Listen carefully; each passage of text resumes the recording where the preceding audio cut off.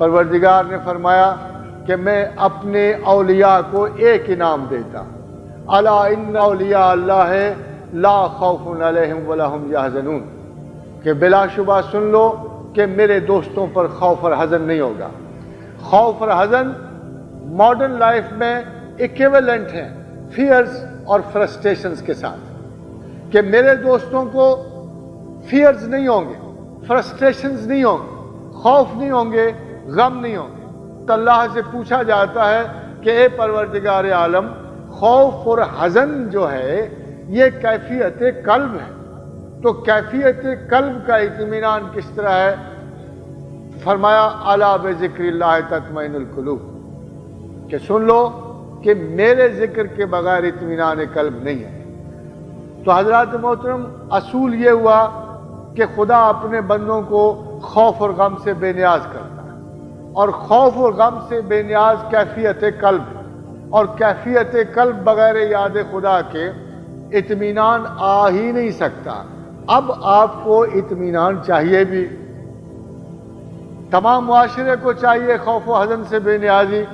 हम सब अब fearful, we are all frustrated, जिंदगी के बेशुमार मसाइल में तंगी और उसरत कल्ब का शिकार है हम, और हमें अमन चाहिए भी, इत्मीनान कल्ब चाहिए भी, और हम उसे ढूंढ भी रहे हैं, मगर जिक्र इलाही से गुरेजा, खुदा की याद से गुरेजा।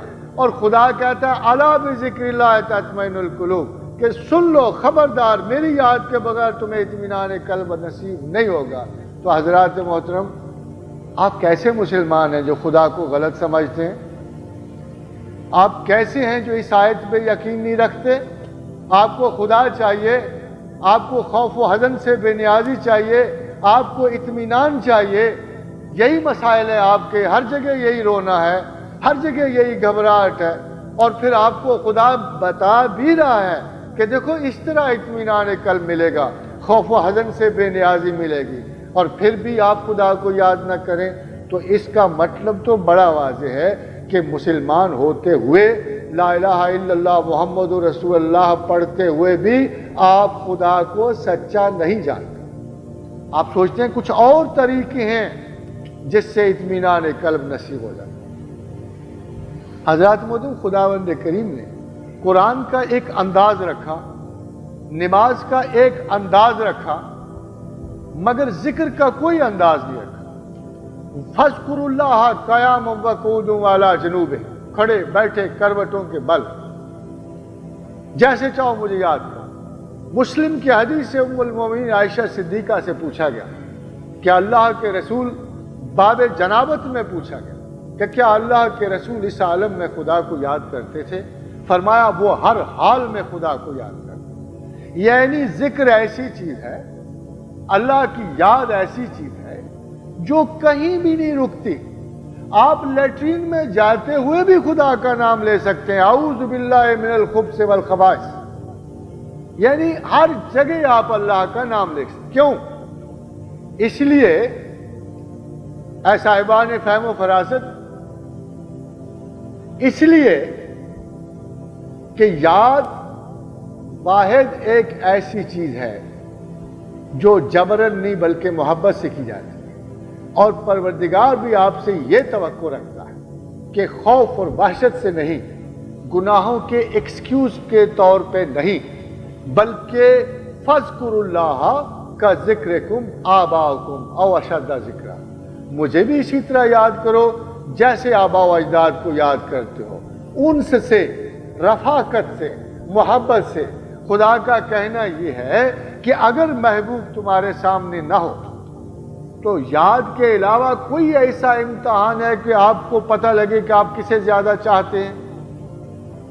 अगर आपके 6 बच्चे हों और आपको यह जानना हो कि आपको किस बच्चे से ज्यादा मोहब्बत है, तो आप सोच के देख लीजिए तन्हाई में, जो ज्यादा याद आएगा उसी से ज्यादा मोहब्बत होगी।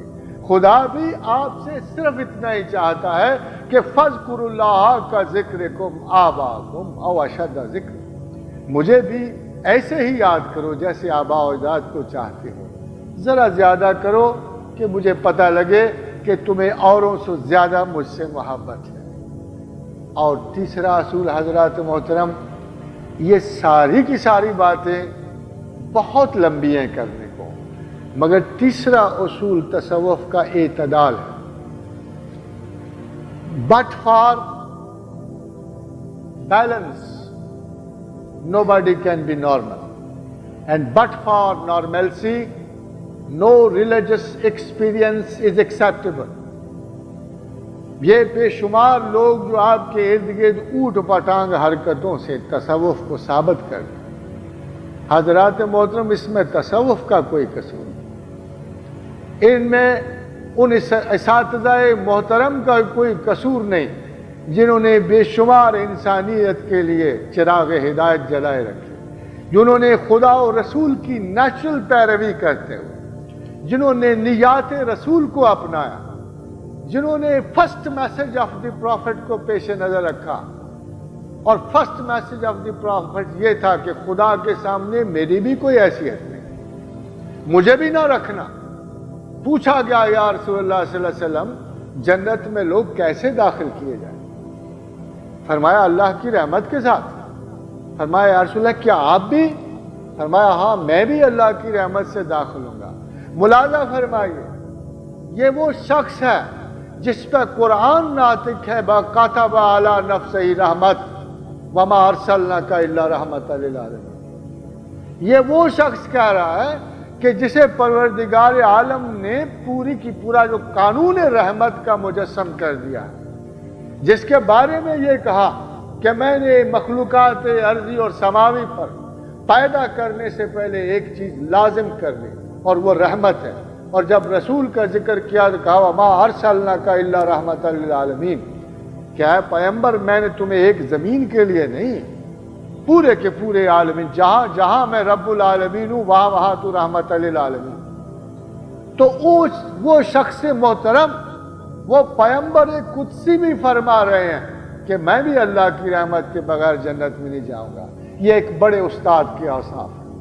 وہ کبھی میسج کو نہیں بھولتے، وہ کبھی ٹاپ پرائیورٹی کو نگلیکٹ نہیں ہونے دیتے. اور یہی اصحاب رسول میں صفت ہے، یہی ان تمام اولیاء اللہ تعالیٰ میں صفت ہے جنہوں نے خدا کی پرائیورٹی کو کبھی نظر سے اوجھل نہیں ہونے دیا. And the way back to God is again you see adhering to the same priority. مگر جب پرائیورٹی نصیب ہو جائے تو اس کو برقرار صرف یاد سے رکھتے ہیں. یہ ذکر و اذکار جو ہیں کبھی ان میں دل لگتا ہے، کبھی نہیں لگتا. نہ ہاہو چاہیے، نہ تماشا چاہیے، نہ حماقت چاہیے. اللہ نے کہا ذکر ایسا بھی اونچا نہ کرو کہ محلہ سنتا کرو، ایسا بھی نہ ہو کہ بیمار جاگ جائے، بلکہ ایسا کرو کہ بس اتنا آہستہ نہ کرو کہ تم خود بھی نہ سن سکو، اور اتنا اونچا بھی نہ کرو کہ لوگ پریشان دیوانہ وار باہر نکل آئیں کہ صوفی صاحب کو حال پڑ گیا ہے. تو حضرات محترم، کرینہ جو صوفی کا ہے اور صوفیائی زندگی کا ہے، یہ قرآن سے قطعاً ایک لفظ باہر نہیں. بدقسمتی سے لفظ آپ کو دھوکہ نہیں دینا چاہیے. یہ وہ لوگ تھے جنہوں نے مذہب میں پی ایچ ڈی کی کوشش کی ہے. جب یہ نماز اور روزے پڑھ چکے تو ان کو بے چینی ہوئی. ان کو بے چینی یہ ہوئی کہ مذہب کا مقصد کیا ہے؟ اگر صرف عبادت کرنا ہے اور اس میں کوئی عبادت احسان نہیں آئے گی، اس میں کوئی اخلاص نہیں آئے گا، اس میں خدا نصیب نہیں ہوگا. تو جب وہ دکھ درد میں مبتلا ہوئے تو انہوں نے مزید جد و جہد کی ٹھانی. جب وہ مزید جد و جہد کی ٹھانی تو قرآن حکیم کی تلاوت کے بعد وہ نماز پہ قائم ہوئے. جب انہوں نے آگے بڑھنا چاہا تو انہوں نے کہا پروردگار نے جو کہا ولا ذکر اللہ اکبر، کہ ہماری یاد بہت بڑی بات. تو انہوں نے اپنی شعوری قوتوں، قلب و ذہن کو خدا کی تعریف و توصیف مجتمع کی، اللہ کی یاد کو برقرار رکھا اور توازن اور اعتدال کے لیے جد و جہد کی. یہی تین قوانین تصوف، یہی تینوں قوانین جو ہیں آپ کی زندگی کے ہیں. اگر آپ کو یہ قوانین نصیب ہو جائیں تو بلا شبہ یہ جو میں نے پراپوزیشن آج آپ کو دی ہے کہ تصوف واحد طریقے زندگی ہے، تو اس سے مراد یہ ہے کہ اگر تو زندگی بے ربط، پریشان حالی، تکبرات ذات، لہو و لعب میں گزارنی ہے تو جیسے چاہیں گزار لیں. اور اگر زندگی بامقصد، با ترتیب، باشعور اپنے واحد مقصد حیات کی تکمیل کے لیے گزارنی ہے تو پھر تصوف کے ان 3 اصولوں کے علاوہ اور کوئی اصول وما علینا الا البلاغ۔